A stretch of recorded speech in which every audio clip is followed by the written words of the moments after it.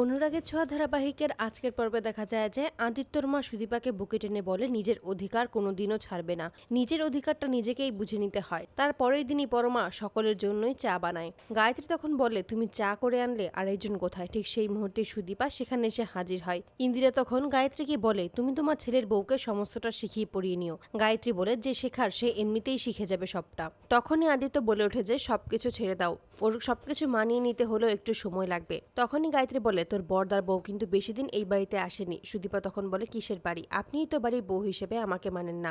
আমার তৈরি জল খাবার চা খাবেন কিনা সেটাও আমি জানি না। আদিত্য ও পরমা তখন সুদীপাকে চুপ করতে বললে সুদীপা আদিত্যকে জানায়, আমি কি কোনো ভুল বলেছি? আমি কেন চুপ করে থাকবো? পরমা তখন বলে, তুমি এভাবে বড়দের মুখে মুখে কথা বলো না। সুদীপা বলে যে তোমার মতো আমি এত কিছু শিখে আসিনি। তখনই গায়ত্রী ক্ষিপ্ত হয়ে যায় আর বলে যে তুমি চুপ করে থাকবে, বড়দের মুখে মুখে তর্ক করবে না। আমি পরমাকে নিজে পছন্দ করে এই বাড়িতে এনেছি। গায়ত্রী তখন আদিত্যর কাছে এসে বলে, তুমি এটা কি করলে? এমন একটা মেয়েকে তুমি বিয়ে করে আনলে বাড়িতে।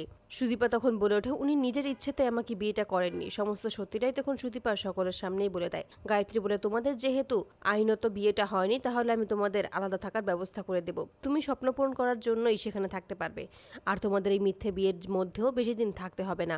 তখন আদিত্য বলে ওঠে, এই বিয়েটা আমি জোর করে করিনি, আমি নিজের ইচ্ছেতে সুদীপাকে বিয়ের কথা বলেছি। এতে করে সকলেই অবাক হয়ে যায়। ইন্দিরা তখন আদিত্যর কাছে এসে বলে, তাহলে আজকের বৌভাতের অনুষ্ঠানটাও হবে। আদিত্য বলে ওঠে, এটার কি খুব প্রয়োজন? তখন ইন্দিরা বলে যে প্রতিটা মেয়ের বিয়ের পরেই কিছু ইচ্ছা আকাঙ্ক্ষা থাকে, আমি জানি সুদীপারও সেটা আছে। তখন আদিত্য বলে, তোমার যেটা ভালো লাগে তুমি সেটাই করো। অপরদিকে কুন্তলা অনাথ আশ্রমে এসে হাজির হয়। সেখানে সুদীপাও তার জমজীবন সম্পর্কে খোঁজ নিতে চাইলে তবে কোনোভাবেই কোনো খোঁজ পায় না। তখন অপরদিকে সুদীপা আদিত্যকে বলে, আপনি কেন এই কথাটা বললেন?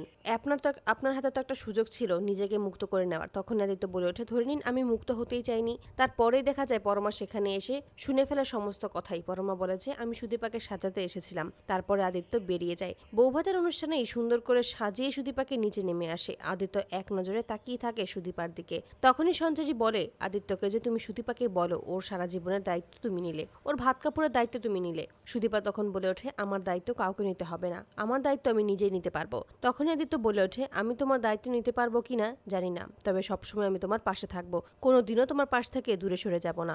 এতে করে ইন্দিরা খুব খুশি হয়ে যায়। তখনই সঞ্চারী বলে ওঠে, বর্দা ভাই তো বিয়েটা করেই বৌভাতের আগেই চলে গেল, খুব কষ্ট হচ্ছে এসব ভেবে। তখনই সুদীপা বলে ওঠে যে এখন কষ্ট পেয়ে কি হবে, যখন বলার ছিল, যখন আটকানোর ছিল, তখন কেন কিছু বলা হয়নি।